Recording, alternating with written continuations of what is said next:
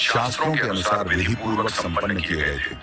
फिर भी न तो उनका वैवाहिक जीवन सुखद रहा और न ही राज्याभिषेक पूर्ण हो सका। विवाह के तुरंत बाद उन्हें वनवास मिला और राज्याभिषेक के दिन ही उन्हें राजमहल की जगह वन की ओर प्रस्थान करना पड़ा। यह सब विधि का विधान था। जब इस दुखद परिस्थिति का कारण पूछा गया तो महर्षि वशिष्ठ जी ने कहा, सुनो भरत, भावी प्रबल बिलखी कहे मुनिनाथ, हानि लाभ जीवन मरण यश अपयश विधि हाथ। हे भरत, भावी बहुत बलवान होता है, हानि लाभ जीवन मरण यश अपयश सभी विधाता के हाथ में है। मनुष्य चाहकर भी भाग्य को नहीं बदल सकता। श्री राम जो धर्म के मूर्तिमान स्वरूप हैं, जिनके जीवन का प्रत्येक क्षण मर्यादा और सत्य की मिसाल है, वे भी अपने भाग्य को नहीं टाल सके। उन्हें वनवास मिला, पत्नी सीता को खोना पड़ा और अंत में उन्होंने स्वयं सरयू में जल समाधि लेकर अपनी लीला का समापन किया।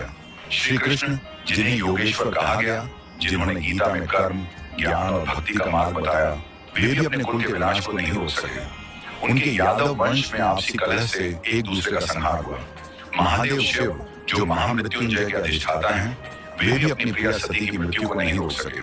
त्रिकालदर्शी होकर भी वे विधि के विधान को नहीं बदल सके।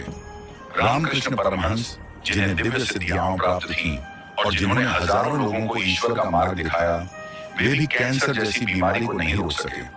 उन्होंने कहा था, यह शरीर नश्वर है, आत्मा ही अमर है। रावण जिसके पास अपार बल और ज्ञान था, जो शिव का भक्त था, वह भी अपने अहंकार के कारण नाश को नहीं डाल सका। कंस जो जानता था कि श्री कृष्ण उसका अंत करेंगे, फिर भी विवश था। इन सभी घटनाओं से यही सिद्ध होता है कि मनुष्य अपने जन्म के साथ ही जीवन और मरण, यश और अपयश, लाभ और हानि, स्वास्थ्य और रोग, शरीर का स्वरूप, परिवार, समाज, देश और स्थान, इन सब का निर्धारण करके आता है। मनुष्य को यह भ्रम होता है कि वह सब कुछ नियंत्रित कर रहा है, लेकिन वास्तव में सब कुछ ईश्वर के संकेत से ही चलता है। इसीलिए साधक को चाहिए कि वह मन, वचन और कर्म से सहज, सरल और सदाचारी बना रहे, सदैव प्रभु का स्मरण करता रहे और अपने कर्तव्यों को श्रद्धा और निष्ठा से निभाए। मुहूर्त न जन्म के लिए तय होता है, न मृत्यु के लिए। जब जन्म और मृत्यु ही निश्चित नहीं होते, तो बाकी सब कुछ क्षणिक और अस्थायी है। केवल प्रभु का नाम ही शाश्वत सत्य है। इसलिए सदैव ईश्वरमय रहो और आत्मा को परमात्मा के निर्देशों में लीन कर दो।